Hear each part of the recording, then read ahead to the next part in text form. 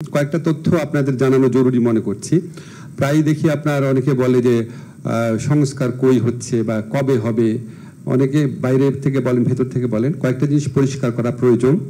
প্রথম, যে 6টা সংস্কার কমিশন হয়েছিল এর মধ্যে তারা যে প্রস্তাব দিয়েছিল সেই প্রস্তাবগুলোর মধ্যে আমরা আশু বাস্তবায়নযোগ্য যেগুলি আছে বাছাই করে আমরা অর্ধেকের মতো অলরেডি ইমপ্লিমেন্ট করেছি, অর্ধেকের মতো। এবং আমাদের যে লক্ষ্য আছে ডিসেম্বরের আগে ইনশাআল্লাহ আমরা অন্তত 70% মতো কমপ্লিট করে যেতে পারবো। আর এখানে কিছু যে বিষয় ছিল 6টা কমিশনের প্রস্তাবের মধ্যে যেটা টাচ করে সংবিধানকে, সেখানে আমাদের কাছে মনে হয়েছে যে এটা আপনার বৃহত্তর রাজনৈতিক ঐক্যমত প্রয়োজন। সংবিধানকে টাচ করছে এরকম কোনো জিনিস তো আমরা অধ্যাদেশের মাধ্যমে বা এক্সিকিউটিভ অর্ডারের মাধ্যমে করতে পারি না। তারপর আমি ঐক্যমত কমিশনের সভাপতি আলী রিয়াজ ভাইয়ের সাথে কথা বলেছি যে কিছু বিষয় উপস্থাপন করা হয়েছে এমনভাবে যেটা সংবিধানকে টাচ করে, আসলে টাচ করে না। যেমন আপনার স্থায়ী কমিটিগুলোর প্রধান কে হবে, এটার জন্য আমার সংবিধান পরিবর্তন করা দরকার নেই, এটা রুলস অফ প্রসিডিওর চেঞ্জ করলেই হয়। তারপর আপনার সংস্কার প্রস্তাবগুলোর মধ্যে কিছু বিষয় রিপিটেশন ছিল, কিছু জিনিস ছিল মনে হয়েছে আমাদের কাছে খুব গুরুত্বপূর্ণ না। যেমন ধরেন দুর্নীতির কৌশলপত্র প্রণয়ন, এটা একটা রুটিন ফাংশন। তো অনেকগুলো আছে রুটিন ফাংশন, শুনলে মনে হয় অনেক, 850, আসলে 850 না। এখানে কিছু আছে রুটিন ফাংশন, কিছু আছে এক্সিকিউটিভ অর্ডারের মাধ্যমে করা সম্ভব, কিছু আছে অর্ডিন্যান্সের মাধ্যমে করা সম্ভব, কিছু আছে এটা অর্ডিন্যান্সের মাধ্যমে সম্ভব না, বিকজ দে টাচ আপন কনস্টিটিউশনাল ইস্যুস।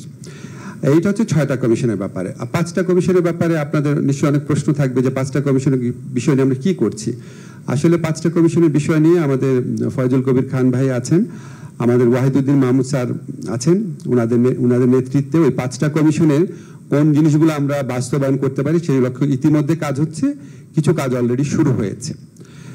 আপনারা সময় বাড়ানোর কথা বলেছেন, আমি শুধু আপনাদের একটা দিক নির্দেশ করব। যেহেতু আমরা অবিচল আছি ফেব্রুয়ারির প্রথমার্ধে নির্বাচনের ব্যাপারে, এ ব্যাপারে আমাদের কোনো রকম কোনো দ্বিতীয় চিন্তা নাই। অনেকবার বলা হয়েছে টাইম লাইন নিয়ে।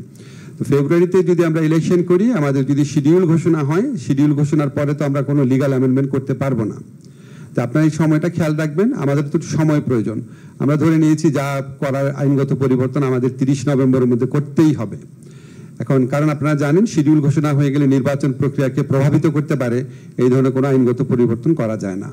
ফলে আপনারা খুব ইনডিফিনিট সময় পাবেন, এটা বোধহয় আমার মনে হয় না। আর লাস্ট একটা কথা বলে শেষ করছি, কিছু সময় হয়তো বাড়ানো যেতে পারে, এটা স্যার সিদ্ধান্ত নেবেন। লাস্ট একটা কথা বলি, আমার কাছে মনে হয়েছে আপনাদের কথা শুনে খুব আশাবাদী ফিল করি। আপনারা সবাই চান একটা ভালো সলিউশন হোক, সবাই মিলে ঐক্যমতের মাধ্যমে হোক। তো আমি একটা জিনিস বিশ্বাস করি, একটা হাদিস আছে, অবশ্যই কর্মের ফলাফল নিয়তের উপর নির্ভরশীল। সবচেয়ে বড় ইম্পর্টেন্ট জিনিস হচ্ছে মানুষের নিয়ত।